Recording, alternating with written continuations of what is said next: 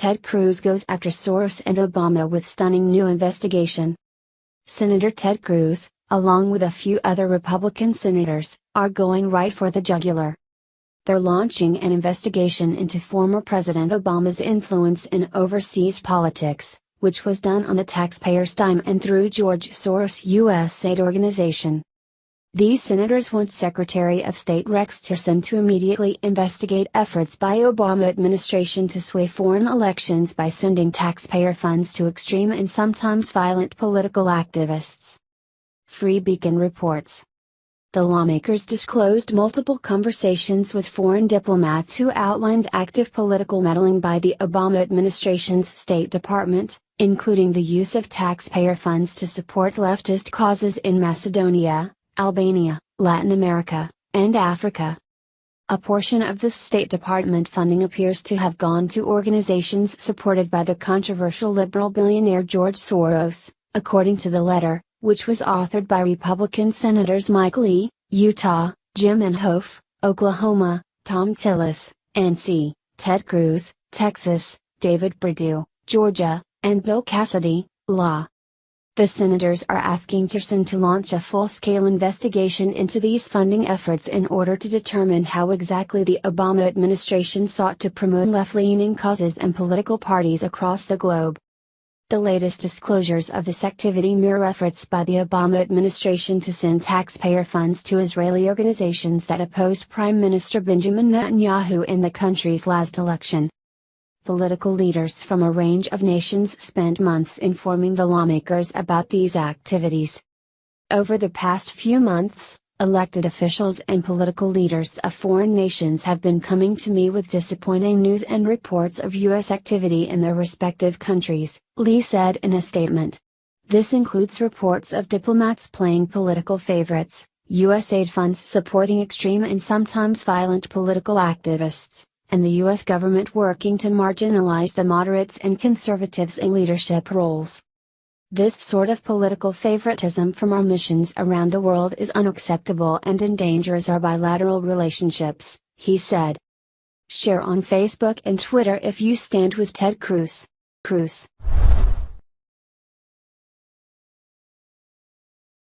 IT's official, Ben Carson just made history with his shocking new order.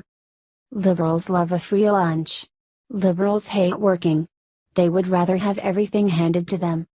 Not anymore. Donald Trump's Department of Housing and Urban Development, under the direction of Ben Carson, is going to require people to work in order to receive free housing. In Trump's America, we aren't going to allow liberals to freeload. This has been a long time coming. After the Obama era, with all of the government benefits out there, why even bother getting a job or contributing to the economy? With all of these handouts, you'd almost have to be irrational to get a job. Fortunately, this is coming to an end. Under Trump, we are going to restore American values. We are not going to allow the radical left to eat any more free lunches. If you want luxury in America, you will need to work for it. We value hard work in America. Obama's America was very different. Obama loved handing out free stuff. Do you remember his iPhone program? He was giving iPhones to people on welfare. Those phones aren't cheap, which means we were paying for it. The left needs to get their priorities and policies straight. They honestly believe that handing out free stuff is a good idea. Liberals just don't understand the economy. There is no such thing as a free lunch. Society has to bear the costs of the unemployed and the poor. There is no way around that. This is fine to an extent, but work needs to be required for public help. An expensive phone or a nice apartment is a reward for hard work, not an entitlement. Unfortunately, the rhinos are scared to cut these entitlements. They believe their voter base would be upset. Can you believe that? It makes no sense, because Trump has shown the world that the silent majority does not want to pay for a free lunch. We need to replace these rhinos with true conservatives. True conservatives are principled. We don't abandon our convictions for a voter base. This is why we need term limits. This is why we need to drain the swamp. These career politicians are so detached. Meanwhile, the radical left and the corrupt Democrats are strategizing their next move. They are trying to shame the rhinos and the conservatives into abandoning the Trump policies. We aren't going to let that happen.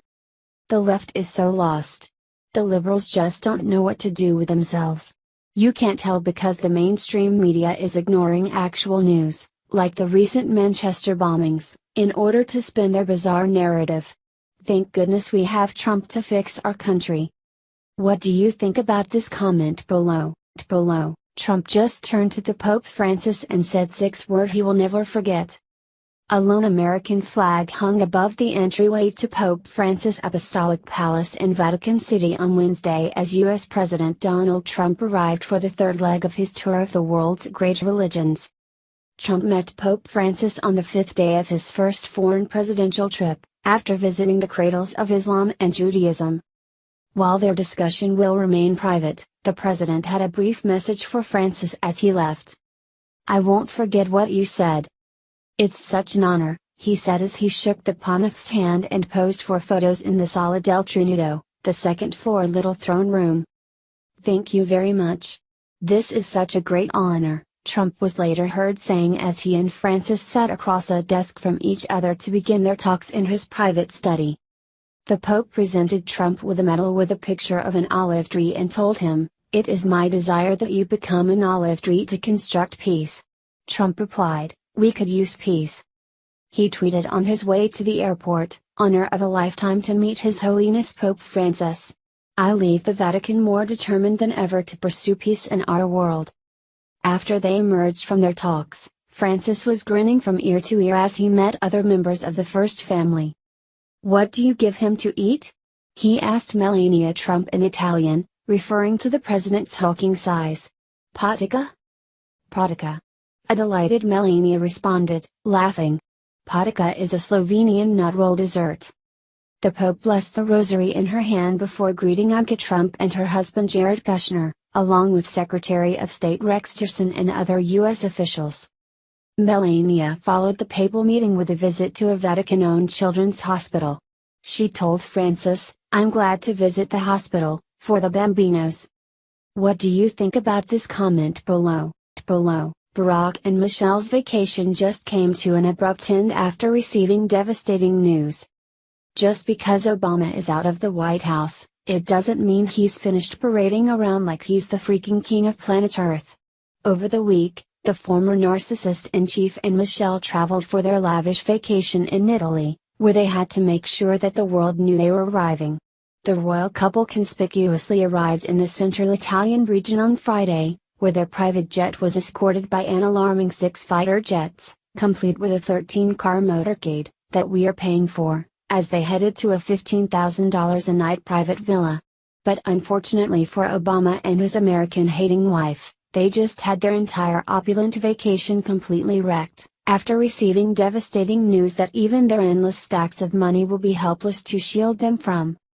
Throughout his 2 terms in office, Obama and Michelle lived high on the hog thanks to the American taxpayers, as they jet-set around on our dime with their luxurious excursions whenever their black little hearts had half an inkling. Obama exploited his presidential position by utilizing Air Force One as his personal taxi service to fly all over the world, while racking up a colossal amount of money to the tune of almost $1 billion that the American taxpayers had to foot the bill for. But now that Obama and his snotty wife are out of office, their narcissism and contempt for the American people are now coming back to bite them in the ass in a massive way. The Judicial Watch Group just announced their plans to sue the U.S. Division of Homeland Security, after the government agency flat out refused to react to the FOIA requests they made on March 24, 2017, where the watchdog group asked for all Secret Service records relating to Barack Obama's post-administration trips that he continues to take on our dime. From Judicial Watch. Judicial Watch announced that it obtained records from the Secret Service and the Air Force in response to Freedom of Information Act, FOIA, requests that show Obama family travel cost taxpayers a grand total of $99,714,527.82. The new Obama White House-era travel records show the March 2014 trip to Key Largo during spring break, where the first family stayed at the exclusive Ocean Reef Club, cost the Secret Service $247,827.50, $182,120.33 for hotels and $65,707.17 in travel expenses. The total cost of that trip with previously released $885,683 and flight costs from the Air Force is $1,133,510.50. Other documents show that Michelle Obama's February 2015 Aspen vacation cost the Secret Service a total of $64,807.41. $47,109.28 for hotels, $3,559.43 in rental cars and $14,138.70 in other travel expenses. The total cost of the trip with $57,068.80 in flight costs from previously released Air Force records is $121,876.21. Judicial Watch released documents from the Air Force concerning the 2016 to 2017 Obama family Christmas trip to Honolulu showing 17.9 hours flying at 140